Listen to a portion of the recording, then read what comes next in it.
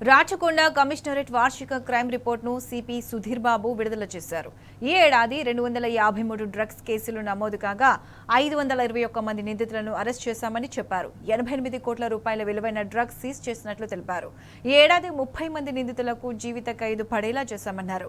లోక్ అదాలత్లో 11,000కు పైగా కేసులను పరిష్కరించామని సుధీర్ బాబు చెప్పారు. కోర్ట్ మానిటరింగ్ అండ్ కన్విక్షన్ ఓవరాల్గా మనకు 69.3% conviction. This is highest in the state, which we have been maintaining for 4-5 years, and it is still this year also 69.3% highest conviction rate we have. ఇందులో life implement అయిందాక చెప్పాను, 30 life implements ఉన్నాయి.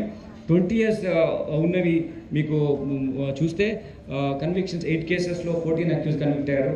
Total cases dispose of 8,734 cases dispose అయితే దాంట్లో 5,568 కేసెస్లో మన conviction తీసుకున్నాం. అది total figure చూస్తే 69.3% మన కన్విక్షన్ ఫిగర్. ఇదన్నీ కలుపుకొని 160 కేసెస్లో మనం గ్రేవ్ అఫెన్సెస్లో కన్విక్షన్ తీసుకోవడం జరిగింది. సో ఎన్ఫోర్స్మెంట్ అండ్ సీజర్ ఆస్పెక్ట్లో చూస్తే 253 ఎన్డీపీఎస్ యాక్ట్ కేసెస్ మనము బుక్ చేయడం జరిగింది. 521 అక్యూజ్ అరెస్ట్ చేసి total worth property as you told you 88 crore rupees 88.25 crore rupees మనం సీజ్ చేయడం జరిగింది. అలాగే 336 పీటా కేసెస్ బుక్ చేయడం, 378 అక్యూజ్ పట్టుకోవడం జరిగింది. సో 72 కేసెస్ పెట్టి 77 అక్యూజ్ ఇందులో అరెస్ట్ చేయడం జరిగింది. ఇది క్రైమ్ ఎన్ఫోర్స్మెంట్ అండ్ సీజర్ పర్స్పెక్టివ్లో. We come to cyber crime. Cyber crime is become a biggest threat to all human society now. In our country, entire worldwide, it is becoming a biggest issue.